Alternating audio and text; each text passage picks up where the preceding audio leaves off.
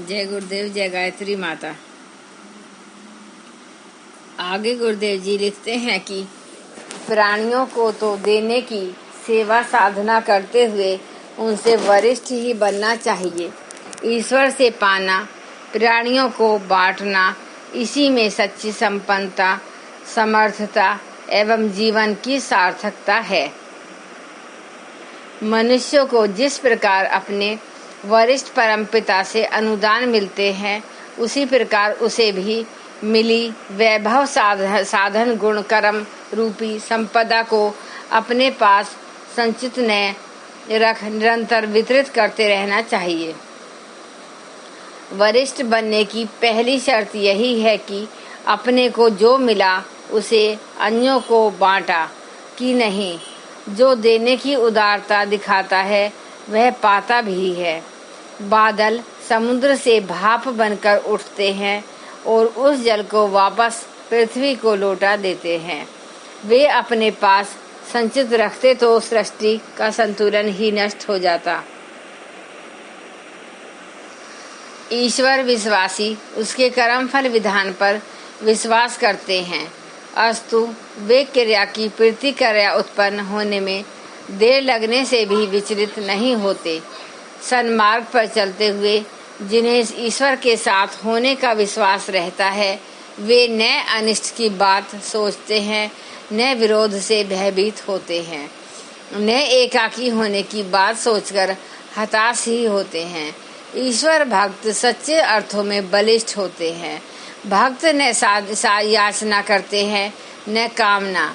वे अपने शूद्रता को महानता के साथ जोड़ते और तत्सम बन जाते हैं। भक्त बन जाते हैं सत्वन उपचार के बदले असीम मनोकामनाएं पूरी करने की बात प्रबंध चक करते हैं। भक्त जन नहीं। आस्तिकता का अर्थ है कि ईश्वर के नियम अनुशासन में दृढ़ विश्वास। वे जानते हैं कि कर्म का परिपाक परितोषक बनता है। इसमें समय अवश्य लग सकता है, पर उसके लिए धैर्य खोने की आवश्यकता नहीं। वे जानते हैं कि हर क्रिया लौटकर अपने ही ऊपर प्रतिक्रिया करती रहती है। दुष्कर्म में निरत होने वाला व्यक्ति इस तथ्य को भुलाकर तत्कालिक सुख बटोरने में जुटा रहता है। कालांतर में रोग शोक के रूप में जब वे फलित होते हैं तो उसे प्रतिक्रिया का सिद्धांत ज्ञात होता है। सन्मार्ग पर चलने वाला मन में यह दृढ़ विश्वास रखता है कि वर्तमान में भले ही यह घाटे का सौदा प्रतीत होता है, आगे चलकर जब भी इसके परिणाम आए वे सुखद ही होंगे।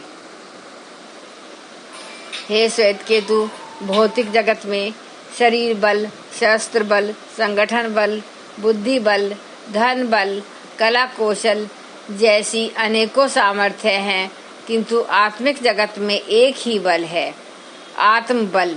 उसका उपार्जन ईश्वर भक्ति के क्षेत्र में सच्चिंतन और सत्कर्म का बीजारोपण करते हुए संभव होता है। थोड़ा सा धन जमा हो तो कालांतर में ब्याज के साथ बढ़ता चला जाता है। मनुष्य के पास बहिरंग जगत की संपदाओं से भी बढ़कर एक ऐसी आत्मिक संपदा है जिसे चिंतन में श्रेष्ठता तथा क्रियाकलापों में उत्कृष्टता का समावेश कर बढ़ाया जा सकता है। अंतर जगत की यह खेती दिव्य विभूतियों की फसल के रूप में पकती व व्यक्ति को विभूतिमान बनाती है। आत्मबल एक ऐसी विशिष्ट संपदा है जो मात्र मनुष्य को ही मिलती है। यह बात अलग है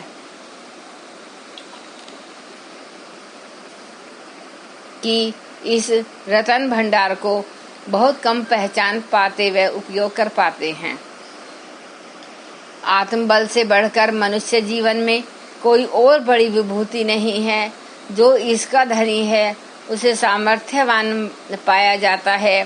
संपत्तिवान भी इस उपार्जन को विलास में न खर्च करके सावधानी से महान उद्देश्यों में नियोजित करना महामानवों की विशेषता है, जिससे जगत मंगलमय बन जाता है। भौतिक सामर्थ्य की अपनी महत्ता है, उपयोगिता है, पर आत्मिक विभूति से उसकी कोई तुलना नहीं की जा सकती। जहाँ भौतिक संपत्ति को संपदा माना जाता है, वहाँ आत्मिक संपत्ति को विभूति कहते हैं। एक सिद्धि है तो दूसरी रिद्धि। इसे भगवान ने इसलिए नहीं दिया कि इसका दुरुपयोग व्यर्थ अहम प्रदर्शन, बाजीगरी, सिद्धि, चमत्कार आदि में किया जाए। महामानव देवदूत इसलिए इसे मंगलकारी कार्यों के लिए नियोजित रखते हैं, व्यर्थ नष्ट नहीं करते। जीवन प्रत्यक्ष देवता है, उसकी अभ्यर्थना करने से हाथों हाथ सत्परिणामों की प्राप्ति होती है। जीवन को ईश्वर का उपहार नहीं, प्रतिनिधि कहा जाए। जीवन साधना से ही ईश्वर साधना सकती है। उसी के प्रतिफल सामान्य असामान्य बनते हैं। जीवो ब्रह्मो नापर कथन इसी को ध्वनित करता है। जीवन भागवत सत्ता की साकार प्रतिमा है। जो भी कुछ प्राप्त किया जा सकना है, संभव है, इसी देवता की उपासना से अर्जित किया जा सकता है। इसी तथ्य को ऋषि ने पहले आध्यात्मिक दर्शन प्रकरण में स्पष्ट किया है। यहाँ वे और भी सशक्त स्वर में जीवन साधना को अपने आपे को महान बनाने की तपश्चर्या पर बल देते हैं। जीव पर ब्रह्म का अंश है होने से हमेशा उसे ब्रह्म जैसा ही सशक्त, सामर्थ्यवान, गुणवान, संपन्न होने की बात सोचनी चाहिए।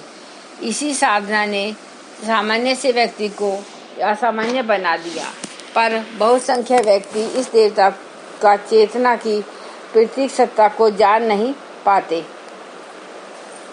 और हे सा जीवन बिताते रहते हैं।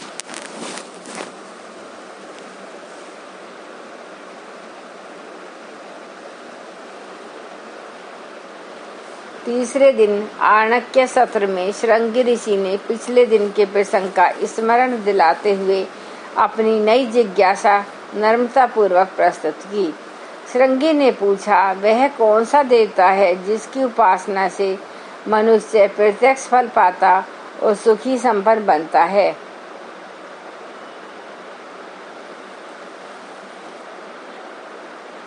महाप्रज्ञ पिपलाद ने कहा, प्रज्ञा सत्र के पहले 2 दिनों में जो चर्चा हुई वह जीव को अपने आप में पूर्णता व ईश्वर जीव में संबंधों के गूढ़ विवेचन से संबंधित थी। इस तत्व दर्शन का व्यवहारिक स्वरूप जानने की प्रेरणा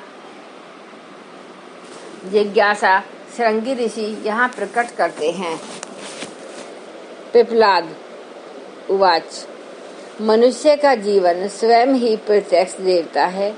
अन्य देवताओं की कृपा तो परलोक में मिलती है, पर अपने जीवन को सुगढ़ सुसंस्कृत बनाने की उपासना के लाभ तो इसी जीवन में ही मिलते हैं। परलोक में भी इसमें रत्ती भर संदेह नहीं। अतः जीवन का सुसंस्कृत बनाना आवश्यक है। महाप्राज्ञ पिपलाद कहते हैं कि यह स्वाभाविक है कि मनुष्य अध्यात्म विद्या की समुचित साधना होते हुए भी वह प्रतिफल न पा सके, तो सहज ही अन्य मनुष्य व्यवहारिक ज्ञान के नाते पा लेते हैं। ईश्वर तो निराकार है, वे प्रेरणा भर देते हैं। उनकी उपासना, उनके समीप बैठने से क्या आश्चर्य है। इस असमंजस्य को खोलते हुए वे कहते हैं कि बिना शरीर धारण किए प्रत्यक्ष कुछ देखना संभव है भी नहीं। इसलिए परमात्मा सत्ता स्वयं जीवन देवता के रूप में विराजती है और साधना किए जाने पर समुचित परिणाम भी देती है। अन्य देवी देवताओं की पूजा उपासना के शास्त्रोक्त महात्म्य तो परलोक में पुण्य प्राप्ति इत्यादि से संबंधित हैं, पर जीवन में सुसंस्कारिता का समावेश मनुष्य को इसी जीवन में समृद्धि और सामर्थ्य के अनुदान देकर उसे धन्य बनाता है। मनुष्य अपने ही धर्म चक्षुओं से इन सत्परिणामों को जीवन में सार्थक होते देखता है। दर्शन में इसी देवता की अयतात्मा ब्रह्म कहकर उपासना की जाती है। ऐसे जीव पर ब्रह्म की साधना प्रत्यक्ष और परोक्ष दोनों ही रूपों में फलित होती है। धन्यवाद। एक बार गायत्री मंत्र हमारे साथ साथ। ओम भूर्भुवः स्वः तत्सवितुर्वरेण्यं भर्गो देवस्य धीमहि धियो यो न प्रचोदयात्। जय गुरुदेव, जय गायत्री।